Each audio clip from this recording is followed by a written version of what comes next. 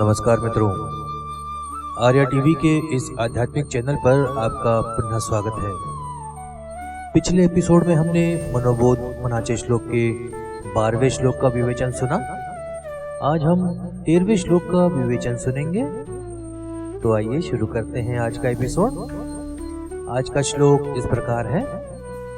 मना सांग पारावणा काय झाले, अकस्मात ते राज्य सर्वे बुडाले, म्हणोनी कुडी वासना सांडी वेगी, बळे लागला काळ हा पाठी लागी। मराठी भावार्थ सुनते हैं। हे मना, रावणाचे शेवटी काय झाले? पाप वासनेमुळे त्याचे सर्व साम्राज्य नष्ट झाले, म्हणून दुष्ट वासना लगेच टाकून द्यावी, कारण काळ हा बळेच पाठलाग करीत आहे। हिंदी भावार्थ सुनते हैं। हे मन, अंत में रावण का क्या हुआ? पाप वासना से उसका संपूर्ण साम्राज्य नष्ट हो गया, इसलिए दुष्ट वासना को तुरंत त्याग दो, क्योंकि काल तेजी से पीछा कर रहा है। आइए अब विवेचन सुनते हैं। मनुष्य का जीवन 60, 70, 100 वर्ष की लंबी अवधि जैसा प्रतीत हो सकता है, परंतु ब्रह्मांड की उत्पत्ति की दृष्टि से यह बहुत छोटा है। हम कीटों के जीवन को क्षणभंगुर मानते हैं।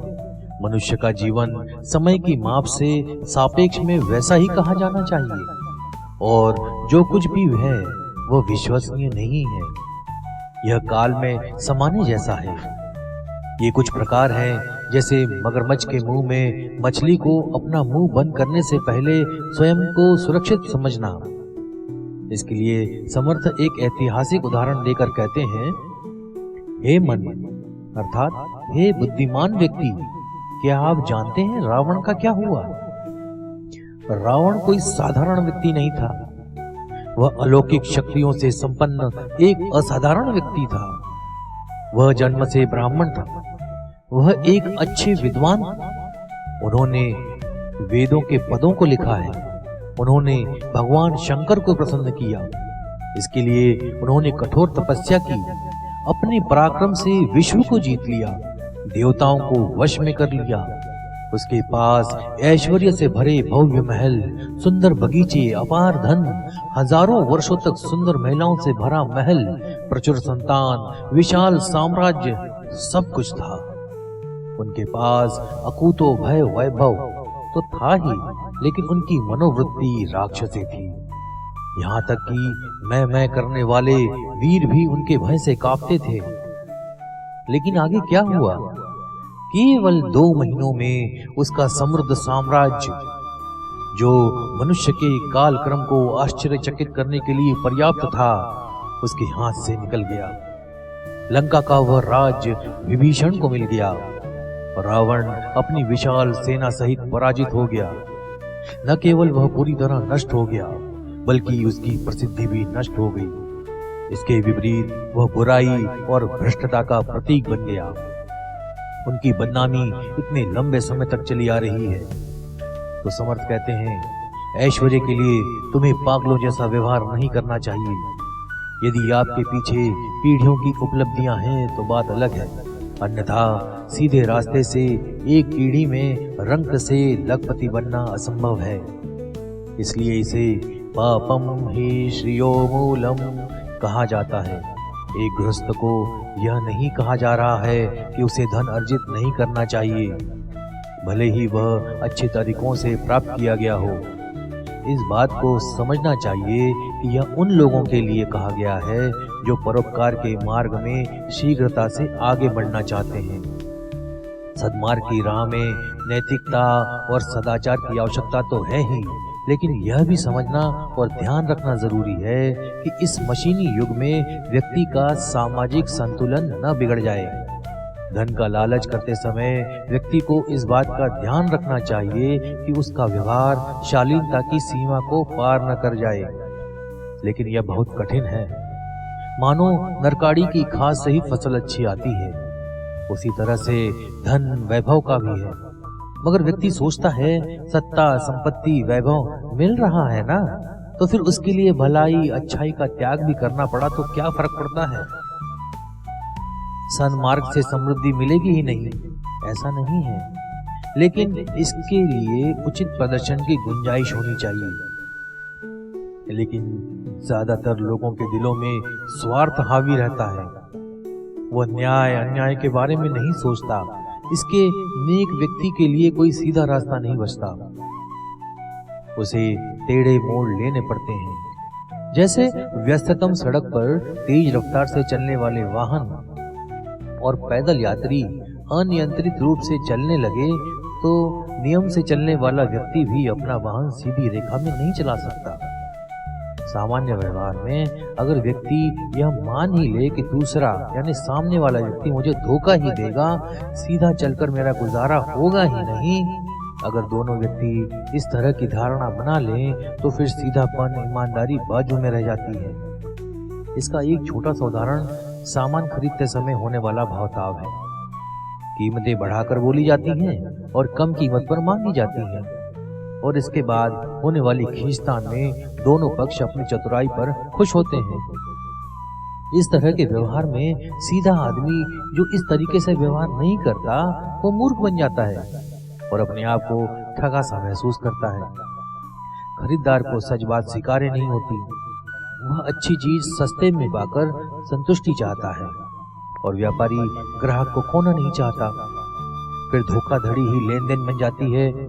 सभी लोग सज्जनता पूर्वक व्यवहार करें तो ऐसी घटना नहीं होगी, लेकिन लालच के साथ कहीं ना कहीं स्वार्थ जुड़ जाता है और धोखा व्यापार बन जाता है। बहुत पुरानी कहावत है। एक वकील अपने पेशे में संपन्न हो गया था।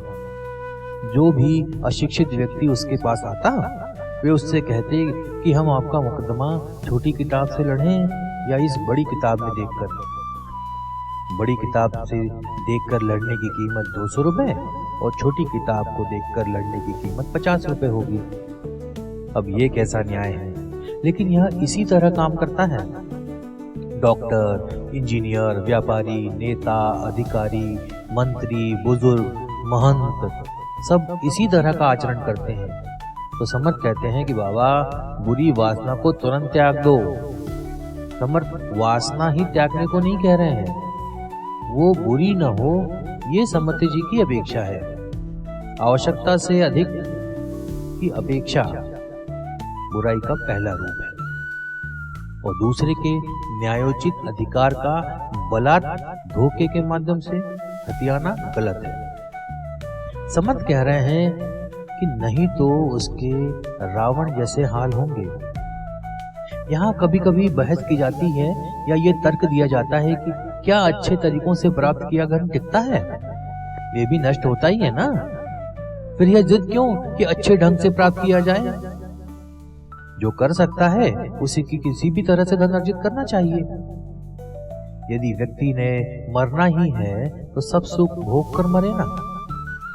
एक मनुष्य को ऐसा व्यवहार क्यों नहीं करना चाहिए जैसे भीषण युद्ध की अग्रिम पंक्ति का एक सैनिक अप्रतिबंधित विलासिता का आनंद उठाता हो।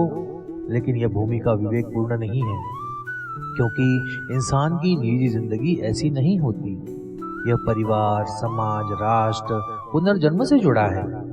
व्यक्ति ने इन सभी क्षेत्रों पर विचार करना चाहिए और इसलिए काल का, आने वाले कल का विचार करके ही सदाचारी बने रहना चाहिए। किसी मनुष्य का सिर्फ अपने लिए और इसी जन्म के लिए सोचना और करना कम से कम व्यक्ति के लिए ये अशोभनीय है। यह कहना सत्य नहीं है कि धर्मराज युधिष्ठिर को केवल अपने सद्गुणों और शिष्टाचार के कारण कष्ट सहना पड़ा। उसकी परेशानियां जुआ खेलने के प्रति उसकी आसक्ति से, यानी बुद्धिमानों की भाषा में बुरी वासना के कारण आई। बुरी वासनाओं का त्याग, अच्छे आचरण को अपनाना, सदाचार को उसी क्षण अपनाना चाहिए जब व्यक्ति को यह विश्वास हो जाए कि यह सही है। अभी क्या जल्दी है, बुढ़ापे में देखेंगे। ऐसी टाल मटोल बेकार है। इसलिए समझ कहते हैं, बड़े त्याग ला काढ़ हा पाठी लागी, हर क्षण महत्वपूर्ण है। आप अतीत को वापस नहीं पा सकते और इसकी कोई गारंटी नहीं है ये सब कब खत्म होगा। इसलिए प्रत्येक उपलब्ध क्षण का उपयोग अच्छा करने, अच्छा पाने, लाभ उठाने के लिए किया जाना चाहिए। आज का एपिसोड यही समाप्त होता है। आपको आज का एपिसोड कैसा लगा हमें कमेंट्स के द्वारा अवश्य बताइए। मिलते हैं अगले एपिसोड में नए श्लोक के साथ। तब तक जय जय रघुवीर समर्थ। नमस्कार।